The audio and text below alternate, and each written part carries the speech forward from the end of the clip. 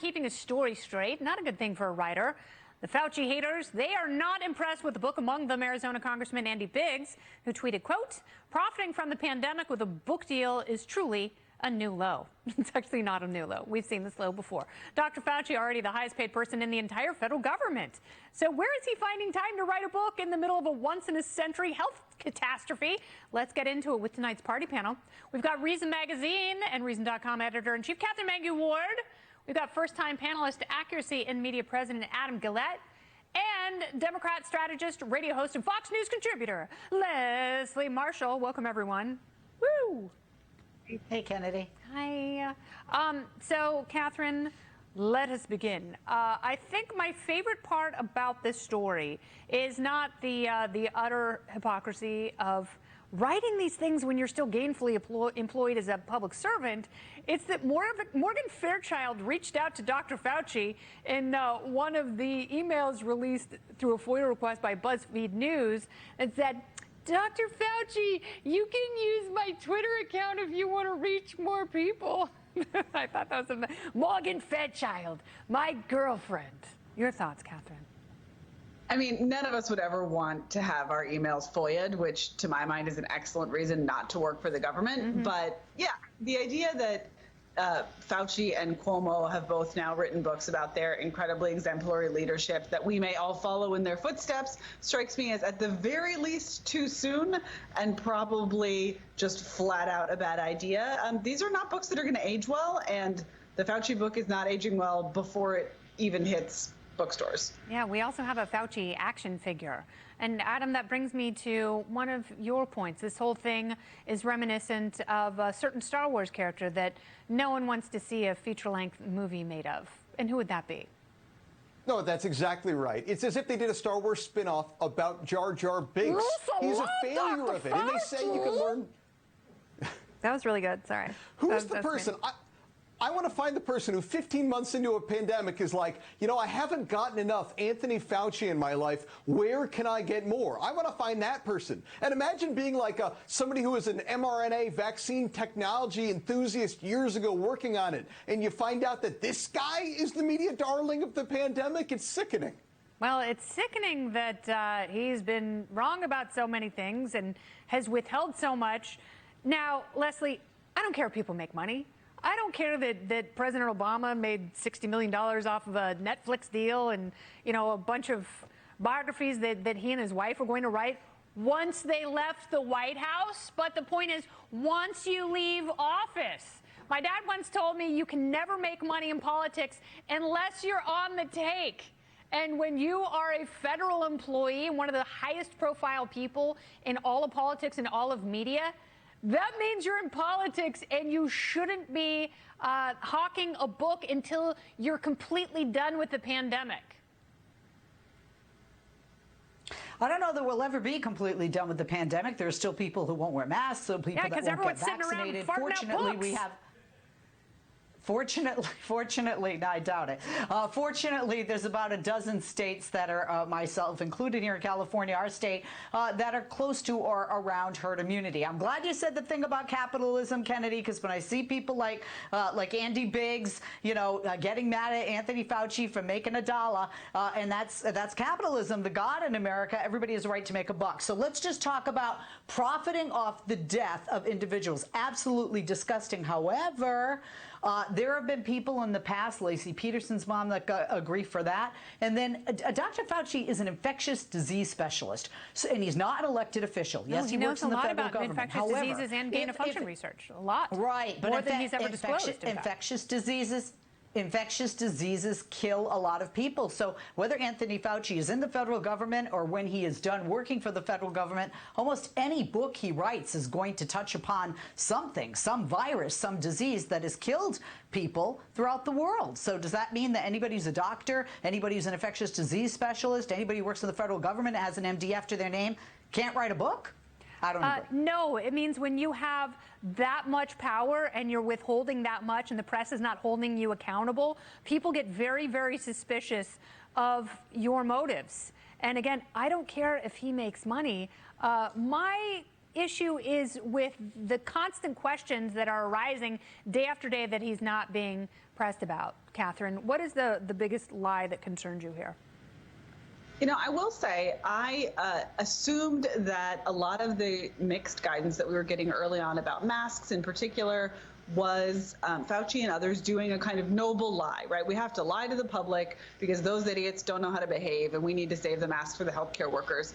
And one thing that I have been surprised by in these emails, the ones that I've read so far, is that it actually seems like, once again, you should not assume conspiracy, you should assume incompetence. Mm-hmm. And what it actually looks like in a lot of these emails is that Fauci, frankly, like the rest of us, kind of didn't know what was going on. And he was scrambling to figure it out.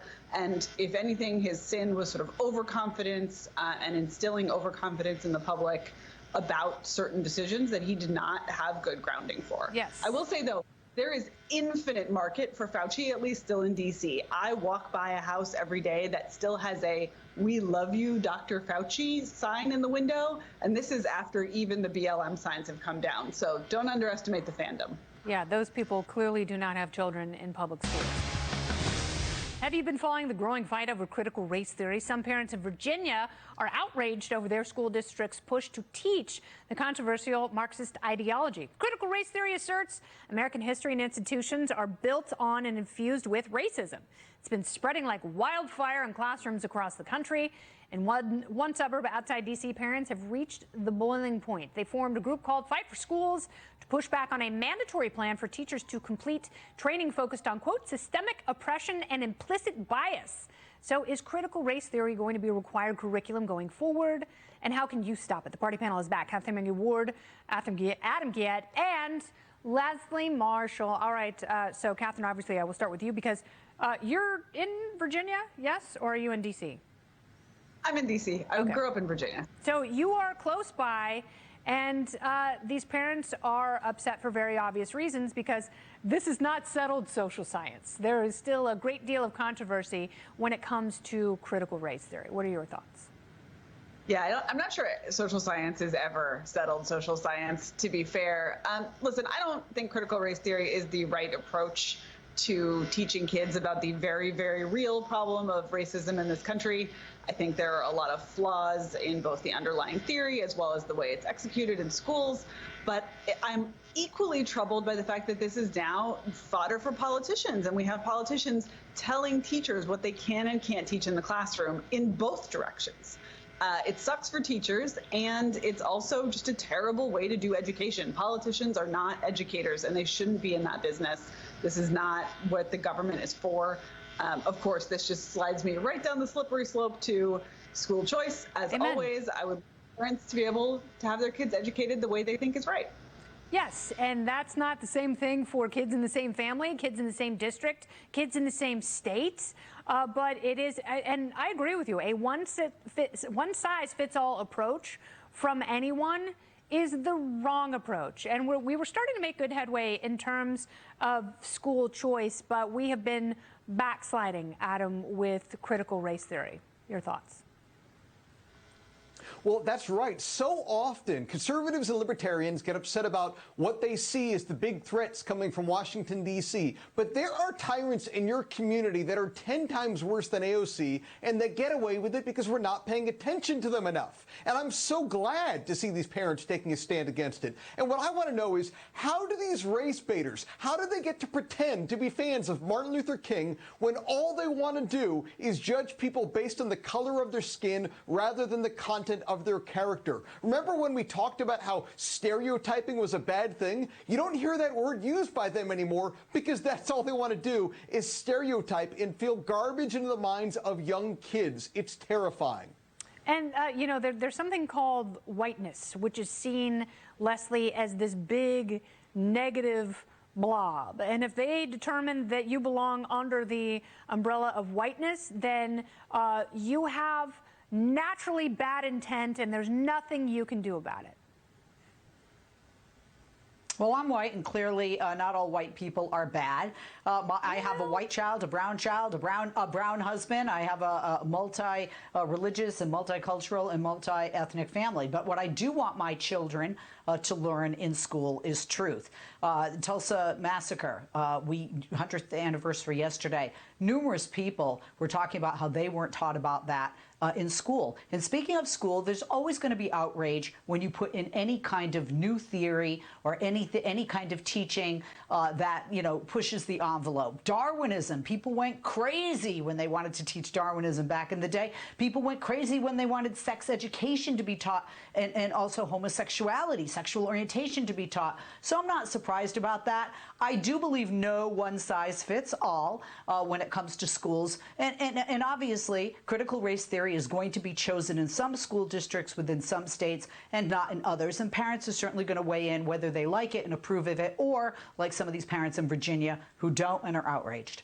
Yeah, but I think there's a big difference between the theory of evolution and the idea that there should be no more private property, that it should be taken back and redistributed along racial lines. That's what Cheryl Harris, a critical race theorist at UCLA, believes. I love UCLA, but that idea is absolute garbage.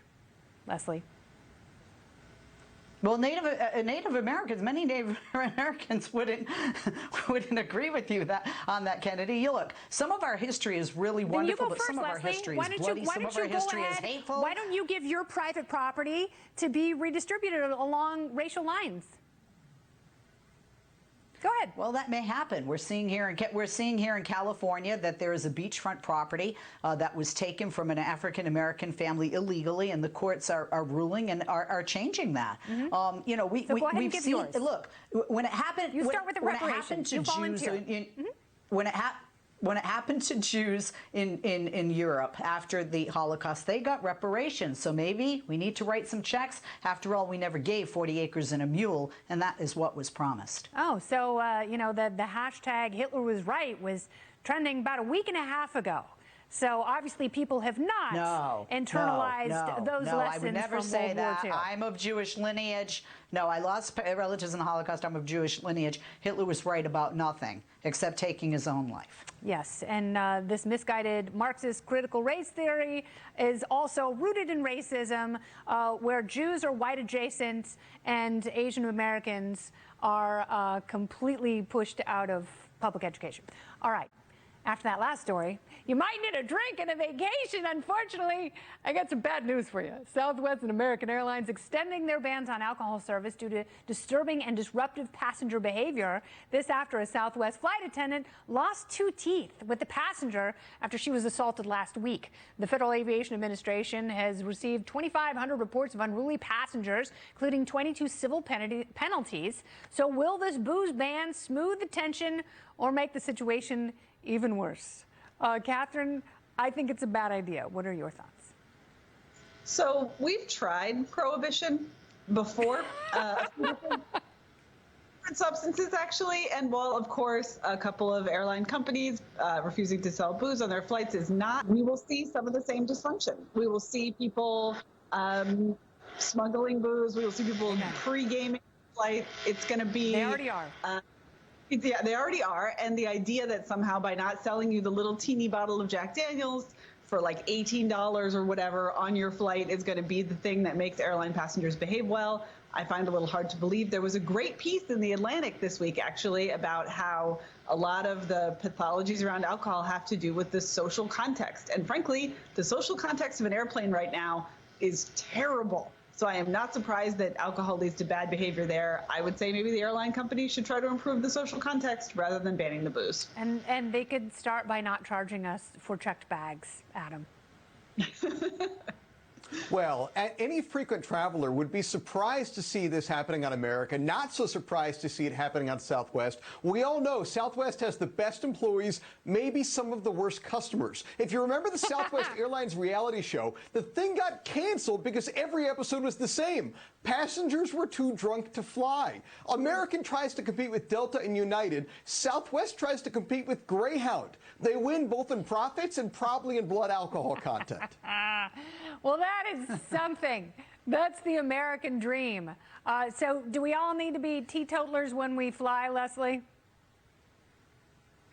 Oh, please, Kennedy, when we're all back in studio, when I'm going from LA to New York or DC twice a month, I need that cheap Chardonnay so I can watch that rom-com and think that I'm actually doing something productive with my life for 5.5 hours. Look, you have idiots, you have violent idiots. Booze does make that worse. But flight attendants have the right to shut people off just like bartenders do.